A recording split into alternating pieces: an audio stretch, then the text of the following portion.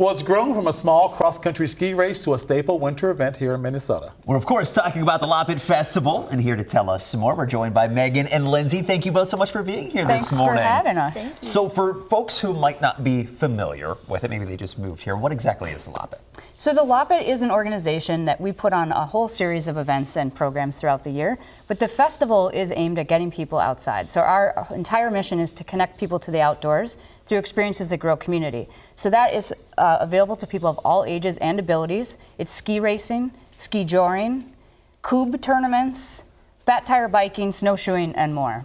Sounds like a lot of fun. Now, I see Lindsay has this great hat on. How can our viewers get involved? That's a great question. So folks can head to loppet.org. We still have availability in our events, but we also have volunteer opportunities. And so all of that is available on our website.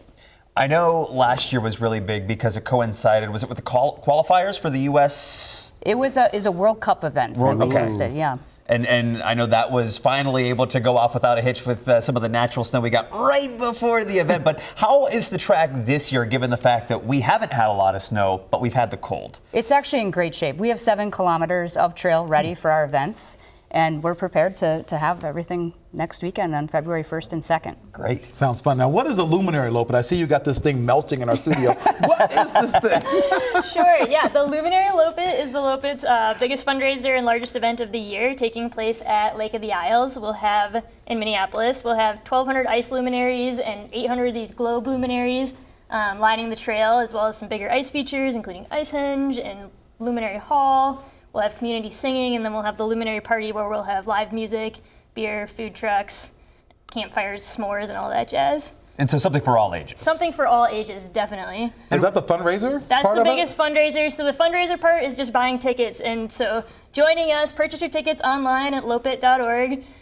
Bring your friends. It's super fun. I'm biased, but I always say that it's really hard to not love winter in Minnesota on that night.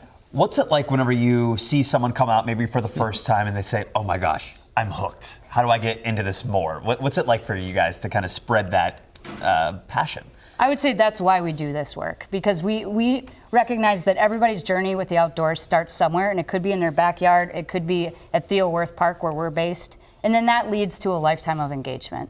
But we also want to catch people wherever they're at. So if they're starting to get interested in the outdoors at age 60, we have programs for them too. You hear that? I know, right? But what people don't understand, I live in North Minneapolis, people understand the beauty of Theo Wirth Park. Talk about just how picturesque this is, and people can come out and just look at the scenery if they don't ski or fat tire bike. It's just fun to go out and just participate, to be there. That's right, and we are stewards of Wirth Park, and so we would like to have community engagement at all levels as we do that with habitat restoration, walking paths, bike paths, ski paths, you name it. Anything else for folks who might be thinking of coming down to check it out, what they might need to know?